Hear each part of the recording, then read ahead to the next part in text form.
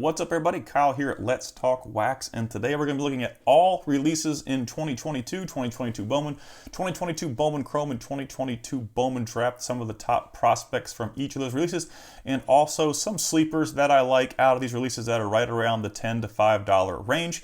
I'm going to do 2022 Bowman Draft last because I do think that's the strongest release of the 2022 releases. But before we get into this video, I'm going to go over my Let's Talk Wax ranking system.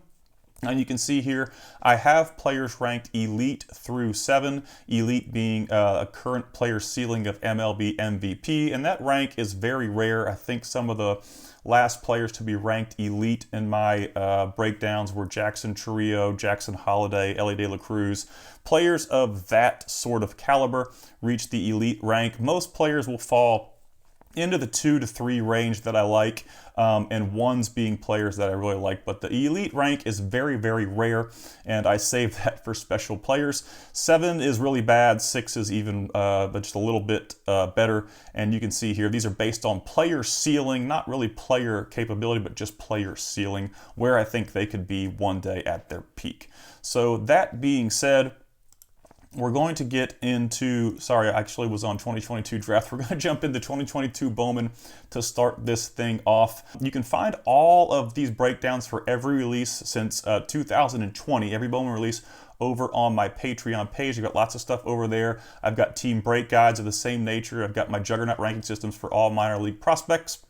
I've got top 100 Bowman Chrome autos list and a top 100 Bowman Chrome autos under $50 list. I'm actually going to be updating those two pieces of content here in the next month before the season, minor league season kicks off in April, the top 100 under 50 and the top 100. And I've also got an exclusive Discord server. So a lot of cool stuff over on Patreon if you guys want to check that out. That's my main source of content. I've got a guy named Bobby that writes a lot of really cool articles over there too.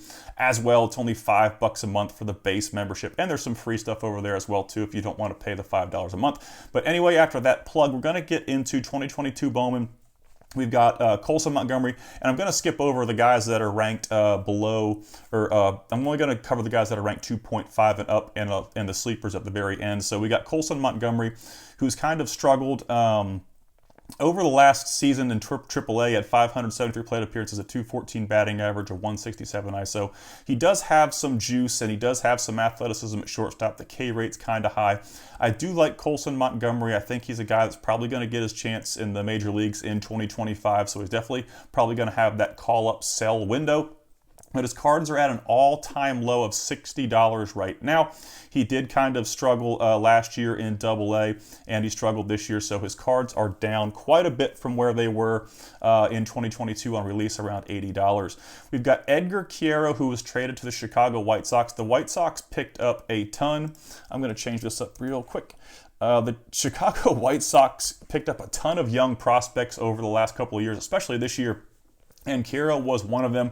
Now, they did also land Kyle Teel, so I'm wondering where Quiero fits into this because he's a big bat. He's hit throughout his career. He's running into a little bit more power. He ran into some power in 2022, hit 17 home runs. 2023 was kind of a mulligan for power. He only hit 6 home runs, but he got 16 home runs in 2024. So the power is definitely there, and he's got an excellent hit tool. He rarely strikes out. You can see it's pretty much sub 20% K rates across the board.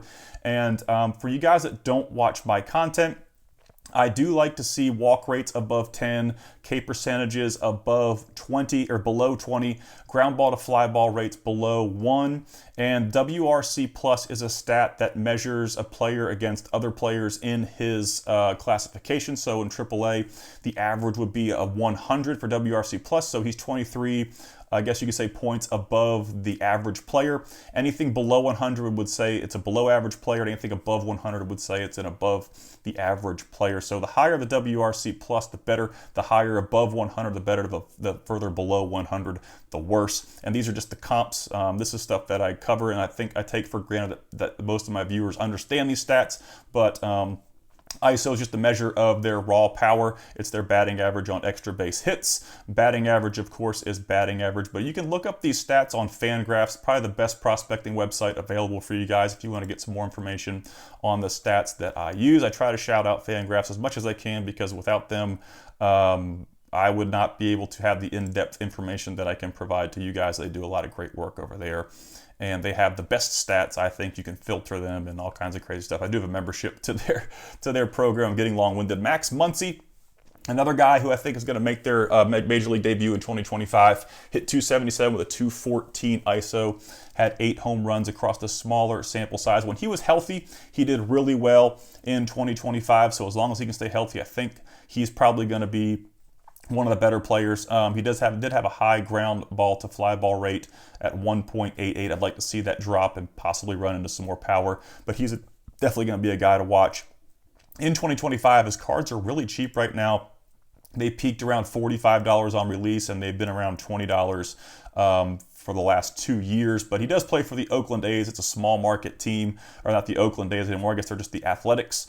But it's really hard to have a high value on teams that are really bad, like the Chicago White Sox and the A's. The Rockies are another team that just aren't very popular in baseball. So it's kind of hard to get rid of those guys for peak values like you would a Yankee or a Dodger.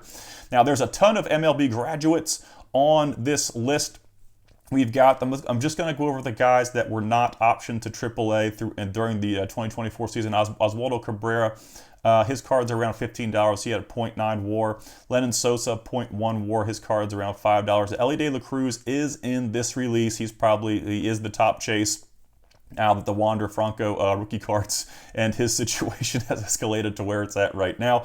His base autos are selling for around $500. He's a 6.4 WAR player, 25 home runs, 67 stolen bases. Just a really, really good young athletic player. Matt McLain should be back in 2025 and healthy.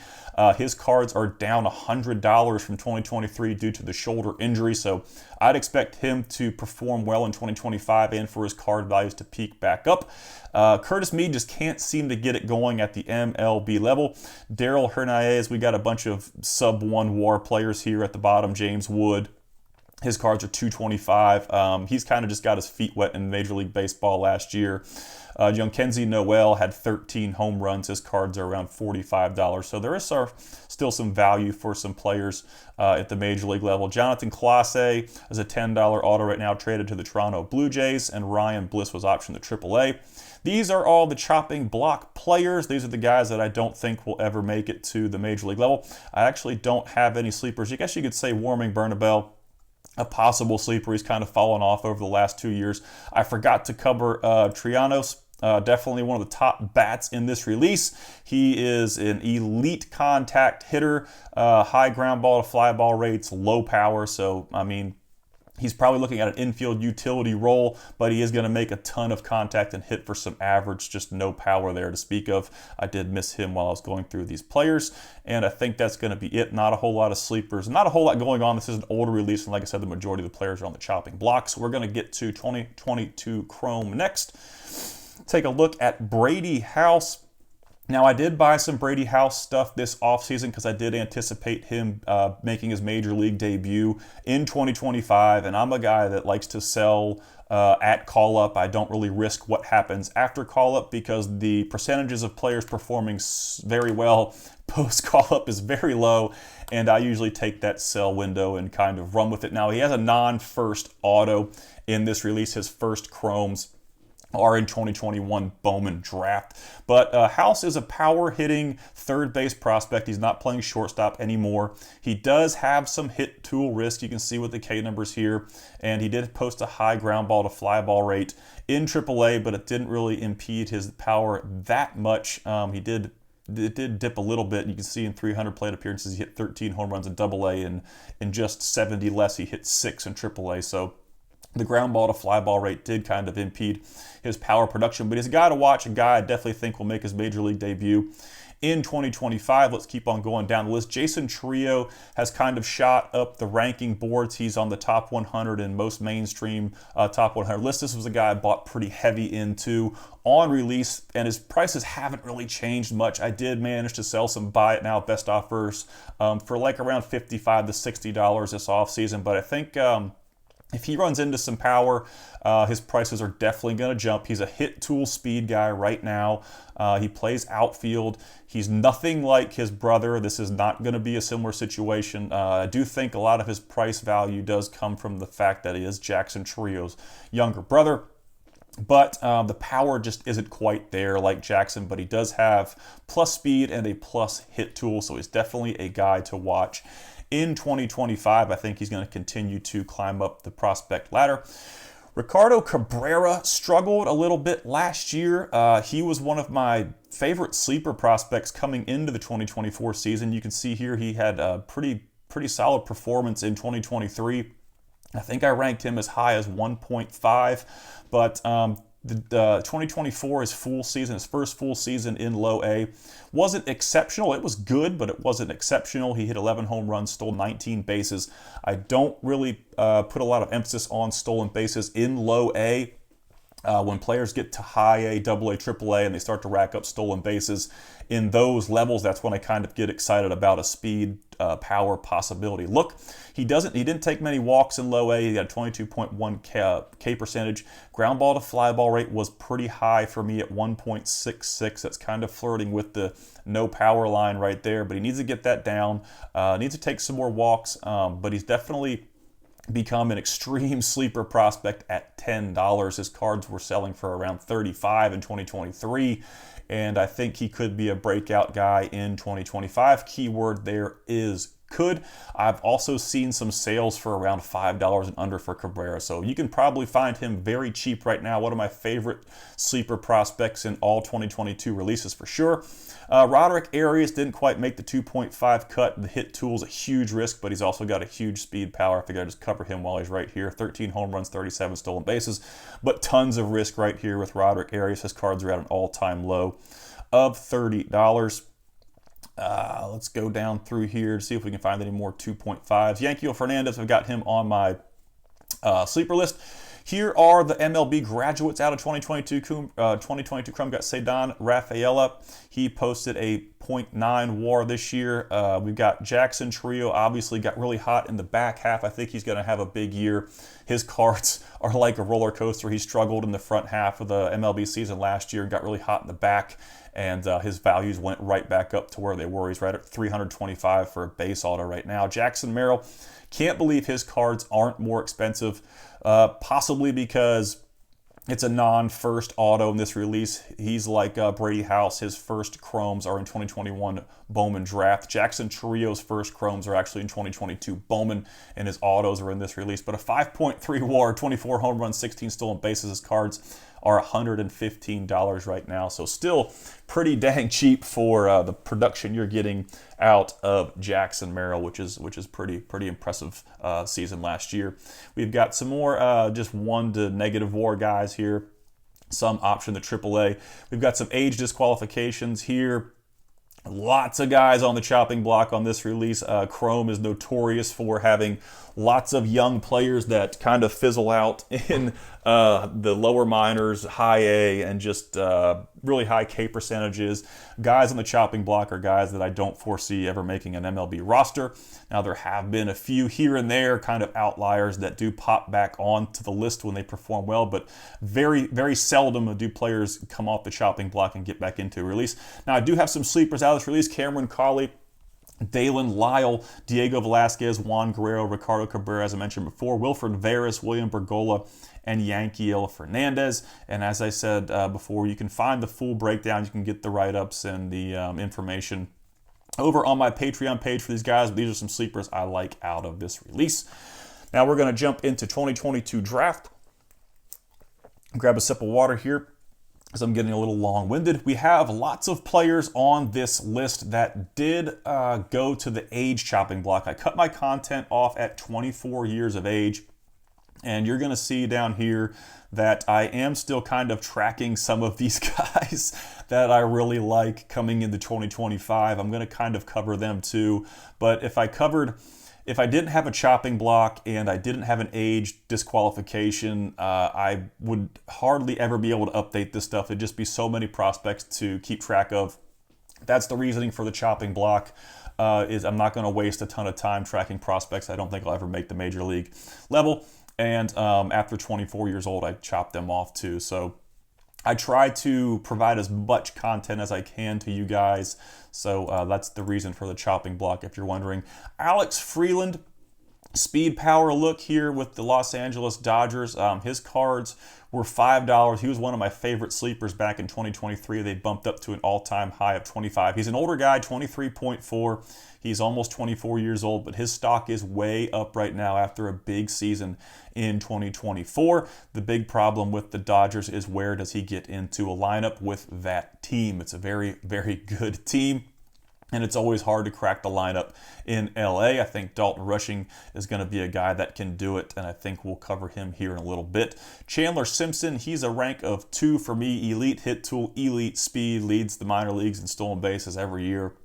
Just is never going to run into any power. I do think there's a place for players like this. He's 24.1, but I did keep him on the list because I really like Chandler Simpson. His cards are at an all-time high of $25, and you should see action at some sort at the major league level in 2025. Hopefully. I do still hope there's a place for players like that in today's game, which is really kind of boring based on power and home runs and lots of strikeouts. Chase DeLauter, another guy I really like going into 2025. The big issue with DeLauter, it's not the performance. The guy's going to hit when he's healthy. Health is the big issue with him. Can he stay healthy for a full season? And then that's the risk you run with Chase DeLauter, is his health. Guys I've seen before, like Royce Lewis, injury-prone players, just can't seem to stay healthy, and DeLauter is definitely one of them. So there's no doubt he's going to swing it when he's healthy, but the big risk is going to be if he is healthy, because prices always tend to drop when you go on the injured list. I'd hate for you guys to buy in and he goes on the 60-day injured list again and everything tanks, and then you're out of some money. Cole Young, I see Cole Young as more of a high floor guy. I do think he's going to be an MLB player to some degree with some organization. I don't ever see him being an absolute superstar. I see him having a high floor and probably being an everyday player type major leaguer. And his cards are redemptions. They're kind of hard to come across, but definitely a guy that I think is going to make the major league level. Like I said, in some facet, probably at second base or shortstop. It's just a matter of whether he's going to be an impact major leaguer. I don't really see impact big leaguer, but I do see everyday player possibilities with Cole Young. Now, Dalton Rushing is the exact opposite. He does have impact stuff offensively, and the Los Angeles Dodgers are trying to get his bat in the lineup by getting him reps in left field. He's still got enough defensive skills to stay behind the plate, but like I mentioned with Alex Freeland, it's really hard to crack a Dodgers lineup because they're so stinking good. But he's got enough bat to change positions to entice the Dodgers to get him in the lineup. Now, his cards are extremely hard to find. He's only got black and white, Ray Wave, and base autos. So Dalton Rushing's cards are extremely SP'd. They're very hard to find, and they are very expensive due to that shortage of his stuff. So something to consider with Rushing. I've got him at a 1.5, one of the highest ranking players in all of 2022 releases. I do think 2025 is going to be a big year for him. He exploded last year, and he's definitely going to be a guy to keep an eye on. Now, I did see reports of the Braves catcher going down in spring training for a few weeks. It was on our Discord server. I think Bobby posted it. I really liked Drake Baldwin prior to that, but his stock went up significantly now that there's a pretty good chance he's going to be the opening day catcher for the Braves. The guy can swing the stick, and he ran into some power again in 2024 in AAA, hit 12 home runs. Hasn't done that since high A, where he hit 14 home runs.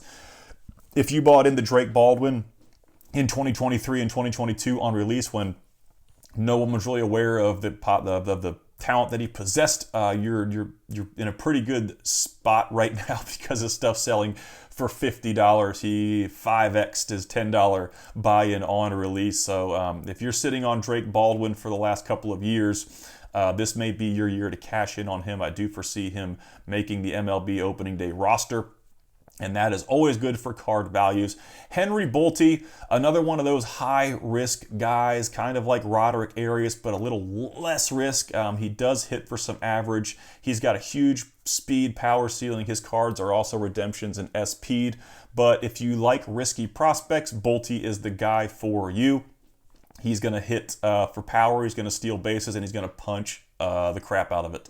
Nacho Alvarez, I think he's strictly going by Nacho now on most mainstream sites. He was called up briefly in 2024. He didn't really have any success at the major league level, but he got optioned back down to AAA and just did his thing. He did have an all-time high power output in AAA of 10 home runs, and he's got an excellent hit tool, another one of those hit tool guys. Plays excellent defense at shortstop. He can play anywhere on the infield.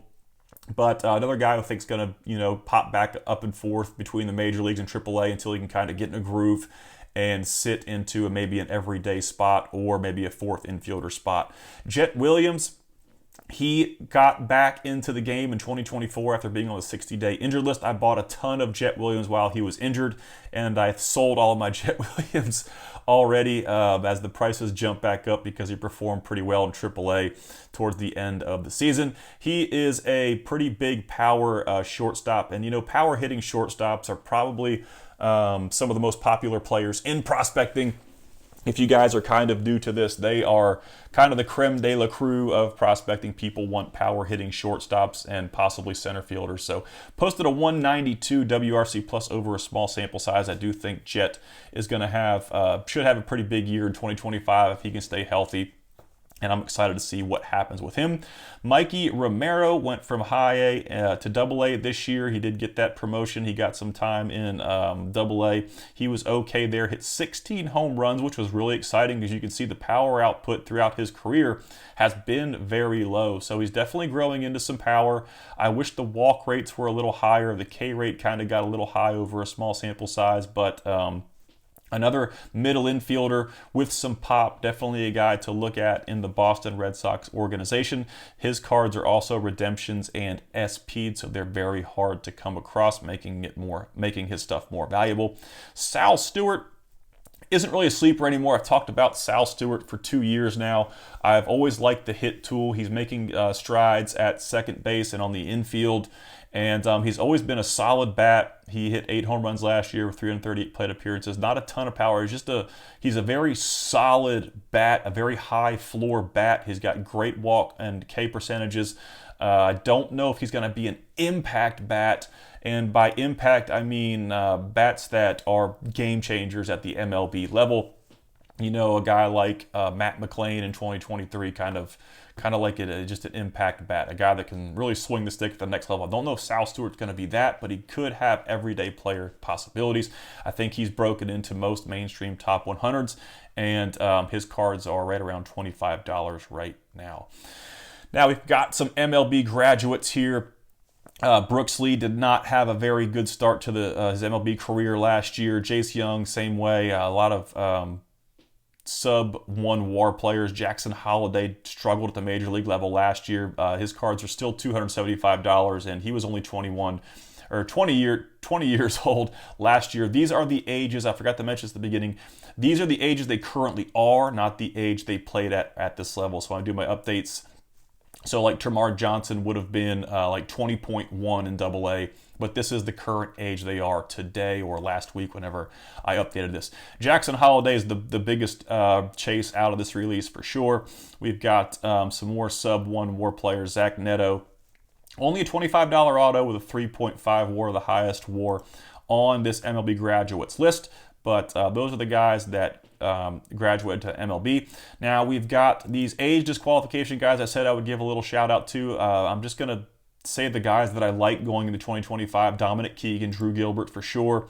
Gavin Cross has struggled across his career, but I think he could crack an MLB roster or get a call up at some point in 2025. I love Jacob Melton. He's just so old, but I really think he could be a role player for the Astros in 2025. Josh Kasevich, Judd Fabian, and Kevin Parada, also some guys to watch in the 2025 season. Now we've got some sleepers on here. Chase Meadrith, Dominic Keegan, Gabriel Rincones, and Nate Furman. These are all, Nate Furman's autos are super cheap. He's got a really good hit tool. And I think some of his autos I found on eBay for sold for $2 plus shipping. So whatever, probably a $5 in and out the door. Nate Furman auto. Rinconis is cheap. Dominic Keegan's old. He's on the age shopping block. He's super cheap. And Midriff is still pretty cheap as well. But that is going to wrap up all the releases from 2022. As I mentioned before, if you guys want to find these releases, I've got these breakdowns for all releases all the way back to 2020 Bowman. Over on my Patreon page, lots of other cool stuff over there as well that I'm going to be updating here in the next month. If you guys want to check that out, it's only $5 a month. A huge shout out to all of my current subscribers over on Patreon, my level 3 guys. You guys rock. I appreciate it. If you enjoyed this video, don't forget to subscribe and like so you don't miss my future content, and y'all have a great day.